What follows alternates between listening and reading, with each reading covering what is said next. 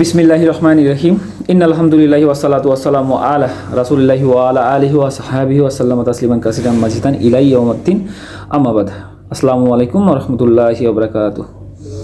আল্লাহ তাআলা সূরা বাকারার 131 নম্বর আয়াতে বলেছেন, যখন তার রব তাকে বললেন তুমি আত্মসমর্পণ করো, সে বলল আমি সকল সৃষ্টির রবের কাছে নিজেকে সমর্পণ করলাম।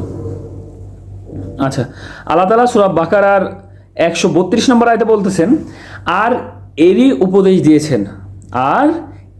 উপদেশ দিয়েছেন ইব্রাহিম তার সন্তানদেরকে এবং ইয়াকুবও, যে হে আমার সন্তানরা, নিশ্চয়ই আল্লাহ তোমাদের জন্য এই দিনকে চয়ন করেছেন, সুতরাং তোমরা মুসলিম হওয়া ছাড়া মারা যেও না।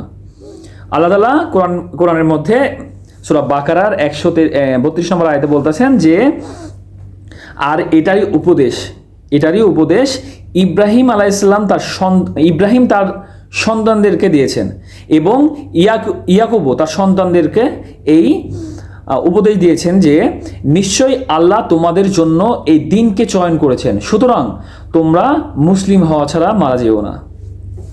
আচ্ছা, এই আয়াতটির তাফসীর এইভাবে আসছে যে, ইব্রাহিম ও ইয়াকুব আলাইহিসসালাম স্বীয় সন্তানদেরকে যে দিনের ওসিয়ত করেছেন তা হলো ইসলাম, ইহুদিদের ধর্ম নয়।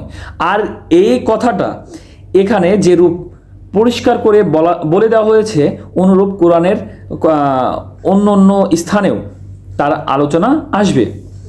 নিঃসন্দেহে আল্লাহর নিকট দিন একমাত্র ইসলাম, আল্লাহর রাস্তা একটাই, দুইটা না।